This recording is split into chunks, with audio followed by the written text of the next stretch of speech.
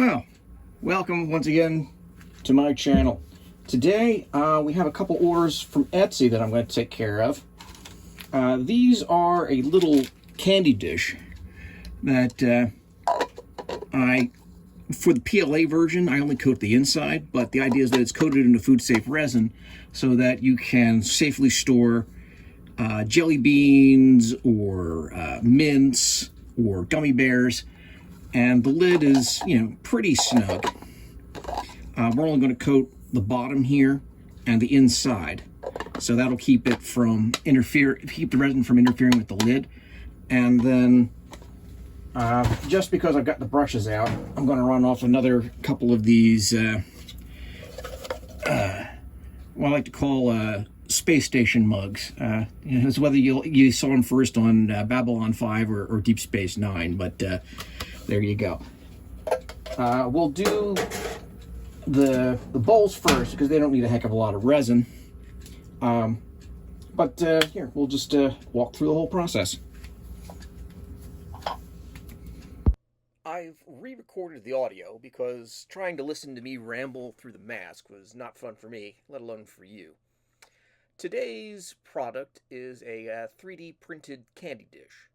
The external detail is applied using a formula I developed for OpenSCAD.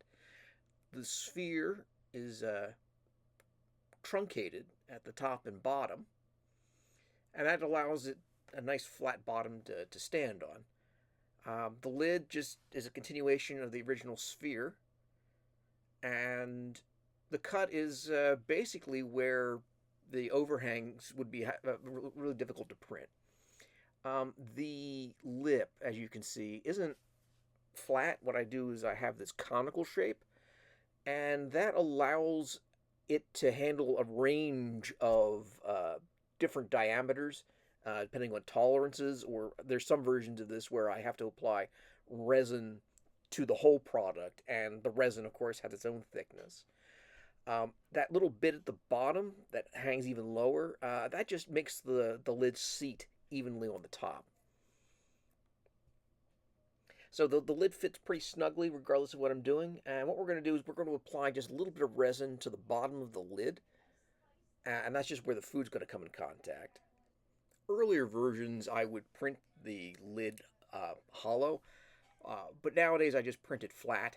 And that just gives the whole thing a nice, solid feel. And also eliminates the need to support things. One of the nice perks of printing my own stuff is I can just slap my logo down on the bottom of it. For this particular version, I embossed the logo, but if I need that finish to be a solid piece, I can mix in a second color.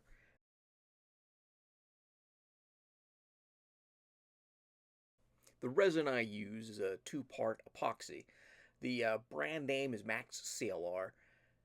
The mix is 2 parts of A to 1 part of B. My wife introduced me to these pumps from Let's Resin. They meter out 10 milliliters at a time and makes mixing small amounts easy because I don't have to stop and eyeball my measurements.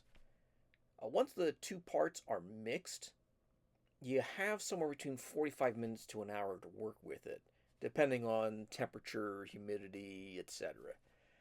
The resin is constantly thickening through the process, so I only mix up just enough for the part of the job I'm doing.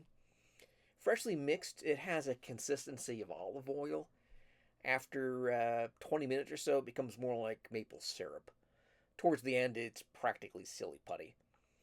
The advantage of the pumps is that now I can just keep topping off as I go, rather than have to stop and measure out.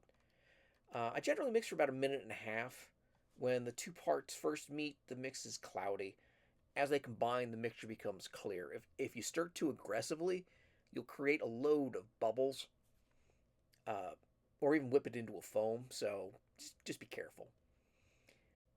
1.5 minutes is a long time, so we're just going to fast forward. Now, this particular print has a bit of a cosmetic flaw. While I would be perfectly comfortable selling it in person, I don't send items with visible flaws for my online sales. Long story short, the hassle of dealing with a return and exchange or a disappointed customers far more than the cost of the plastic, the resin, or my time. to hedge my bets, because time is precious, I actually run off twice as many of the products that I think I'm going to need before I sit down to resin.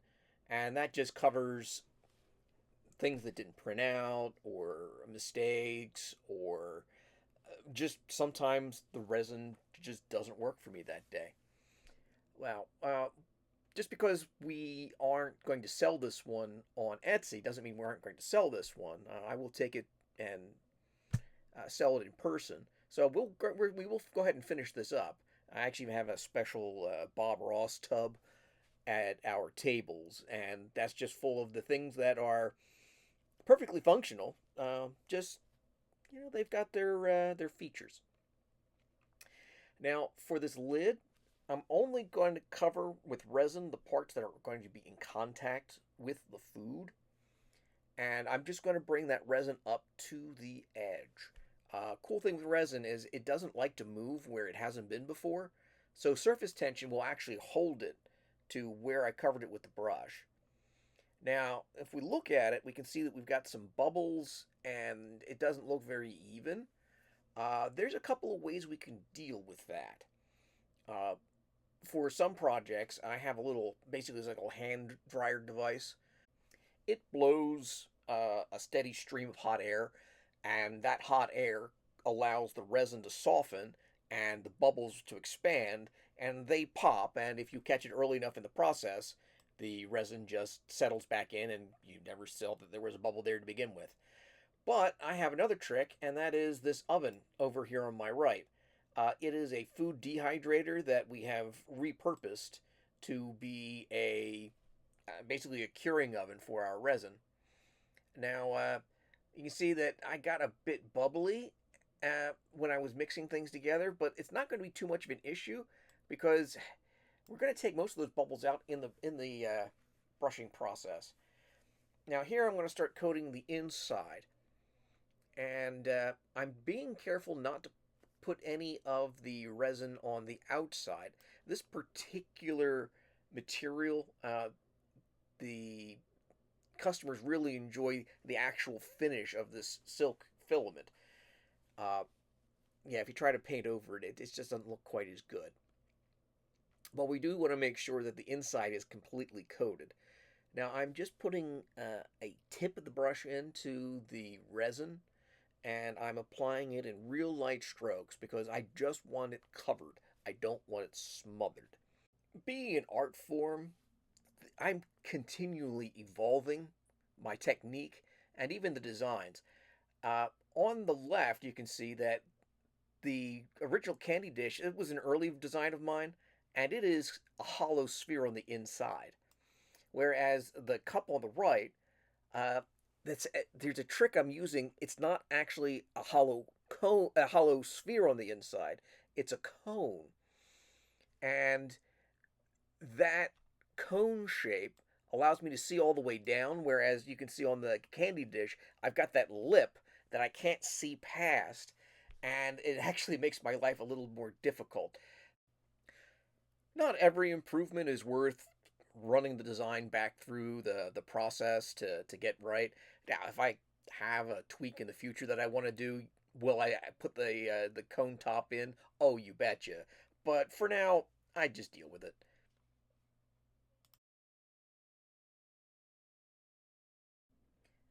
One area that I did have to address was here along the trench.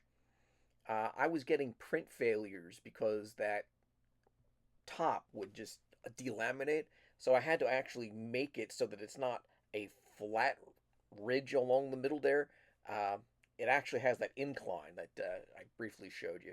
I mean, it just tweaks. You're constantly learning when you're doing this.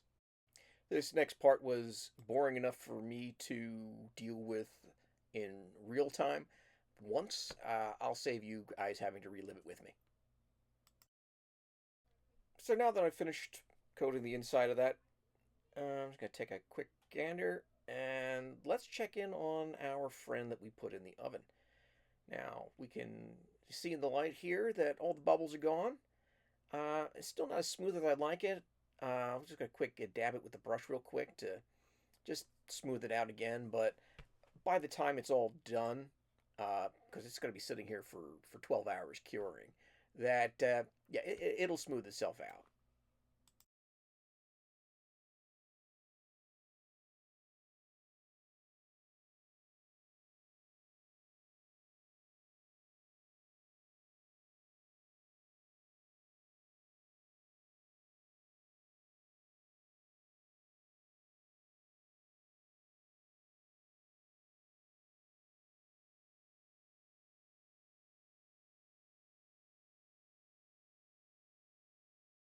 Okay, and we're back. Now, if you watch it carefully, you notice that a couple of times I whipped out the cloth here, and what happens is sometimes my brush gets a little slap happy, and alcohol wipes, these are just basically baby wipes, are great for picking up uncured resin. The alcohol in the wipe actually dissolves the constituents here. Now, of course, once the resin cures, this isn't going to come off. But until that time, you get plenty of opportunity to clean things up, fix mistakes, and whatnot. So this could be an art form for very sloppy people, and I'm among them. All right, we're going to put our little battle station candy jars in the oven for a bit to see how their resin settles out. And we'll go ahead and start on our mugs.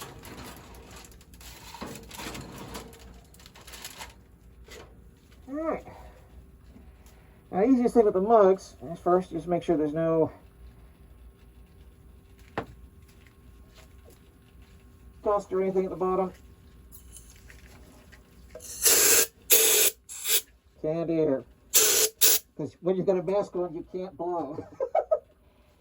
Alright. Now we're going to put this in.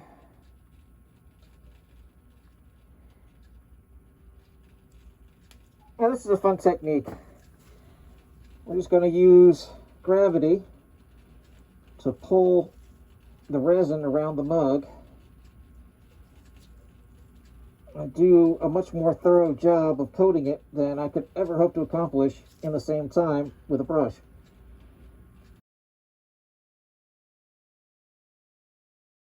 And once it gets thin enough, we do have to help it out with a brush, but with gravity working for you, it becomes much, much easier to ensure that you've done a thorough job.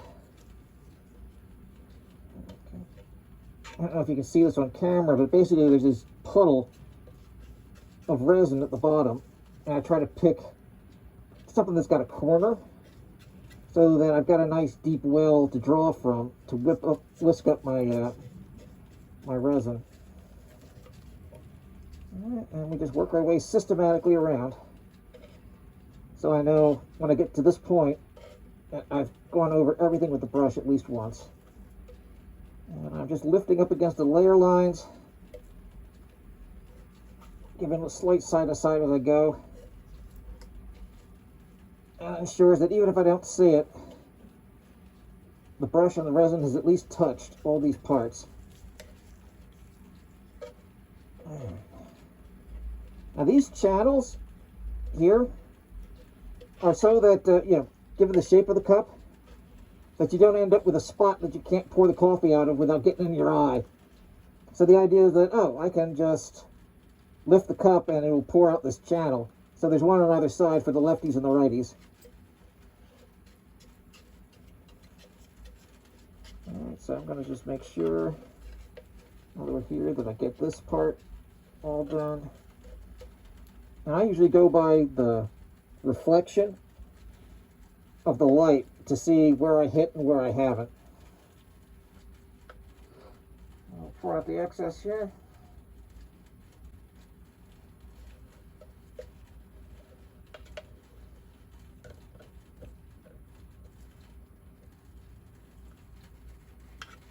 And if it's not cooperating, this is a technique I like to call the sponge brush. The brushes are these acid brushes, the bristles of these acid brushes holds an amazing amount of resin. And so what I can do is just kind of get them saturated and then wring them out. And it helps get the big blobs off the bottom. And I want some of the blob because that gives me a nice smooth finish. But too much and you get this weird texture. And then if humidity sets in, you get this cloudiness, and yeah, there's a just enough amount of resin on the bottom of a cup, and you kind of get a feel for it as you go. But basically, if I can see that there's a bubble at the bottom, that's too much. If I can see the printed texture through the resin, that's too little.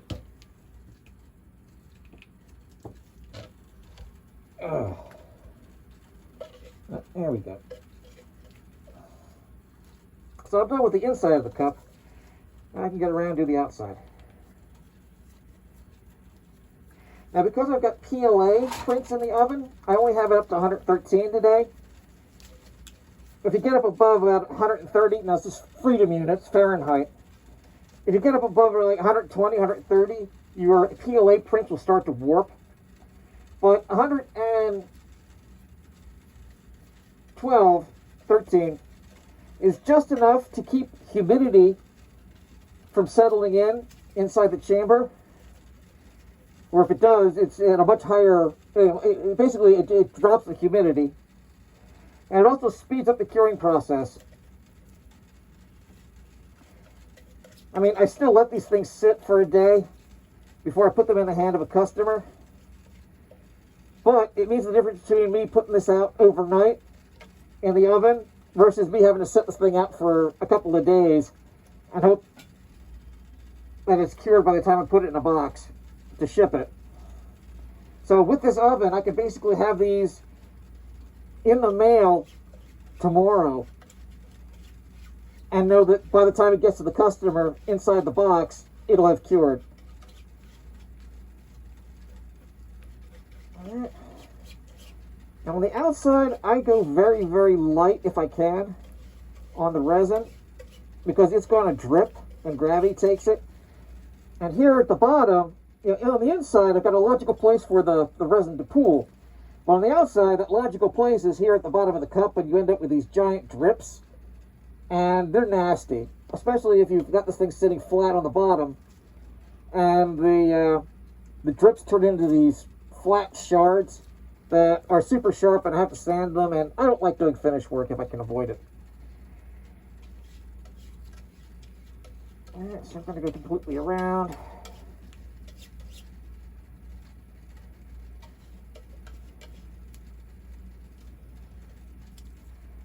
As we get little goofs on there, wipe it off.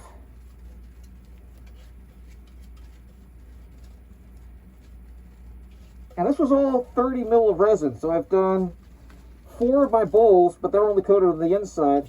And I'm going to get this entire mug done, probably with a little bit extra spare. So a little bit of this stuff goes a real long way for these sorts of projects, because it's a very thin coating that's going on here.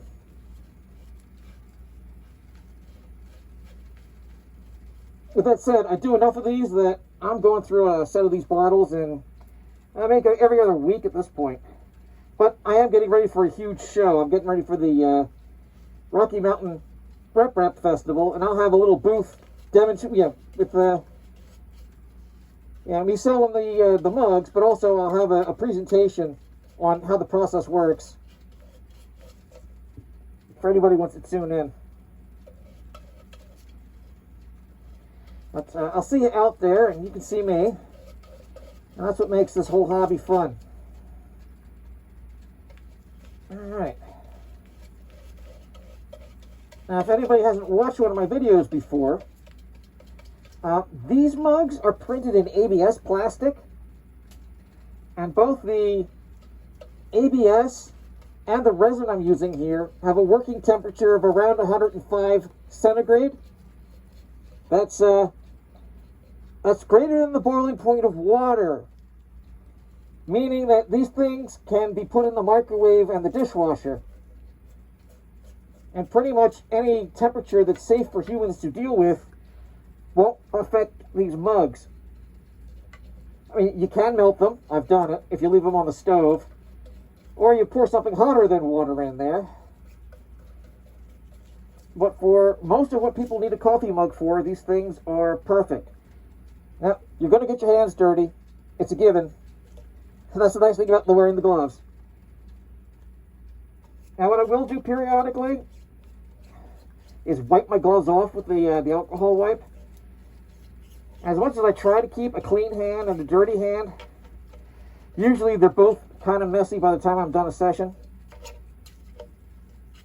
And so I keep these wipes out to just help me police the worst of the mess, lest everything around my workspace be covered in resin. I already had to replace my wife's, she's got a little hairdryer thing, and at one point I used it enough and my hands were messy enough that I resined the switch shut. So it's just a little too easy to work with sometimes. Now, this is an invention of mine.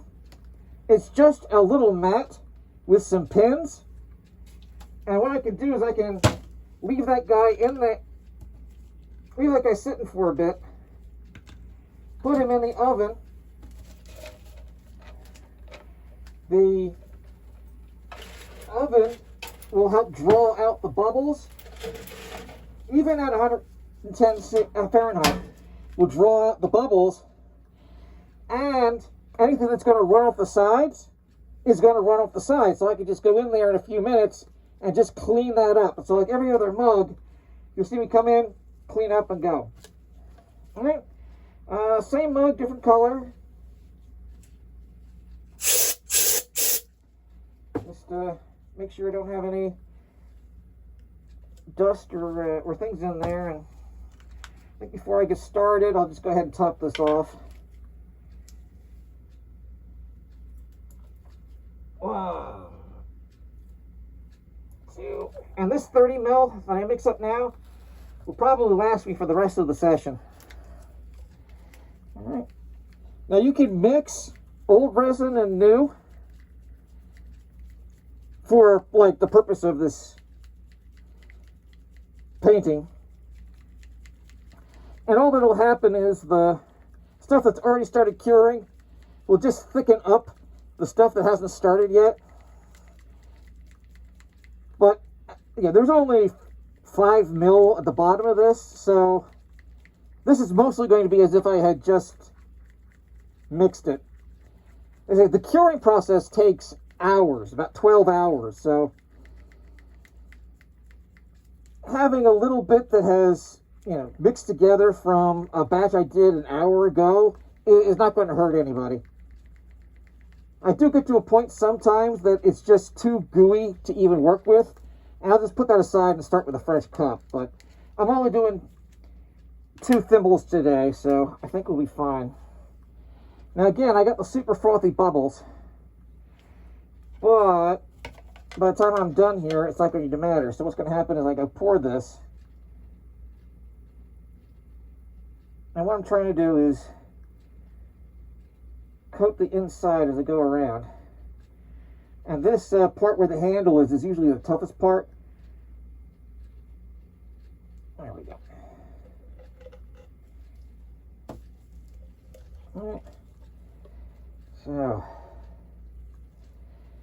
and of course, with 40 mil in here, I got a lot more resin to work with as far as sloshing. So it sometimes goes a little faster. The problem is, if you've got a lot of resin mixed up all at once, it actually cures faster than if you just had a little bit. So you don't want to go nuts and mix up 90 mil and think, oh, I'll get my job done that much faster. You'll end up with a thimble full of goo that much faster. Not necessarily enough time to do anything useful with the mugs. All right. Now going around, and mix that off. Try to pour off the rest here, at least the worst of it.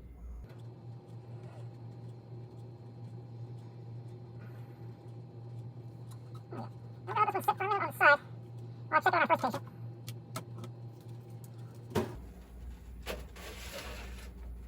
Okay. Still has some bubbles on the bottom. Not the end of the world. Not easy to pop with my brush. But mostly what I'm looking for is this bottom edge. And you can see that all of... Oh, we got a hair. Gotta clean that up. That's off the brush, that's not mine. And then what we're gonna do is just take the brush, wring it out real good. I beat the devil out of it, Bob Ross style, but then I'd have to clean up the entire basement. Alright. Clean the brush. Beat the devil out of it. And now we're gonna go around and just try to get that bottom and that bottom ledge as dry as we can. And just double check around to see if we don't have any drips or mist spots.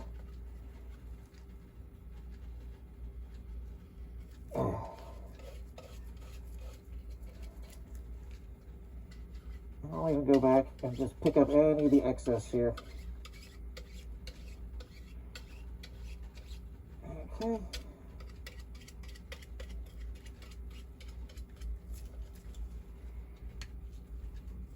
And we can put this one in to stay.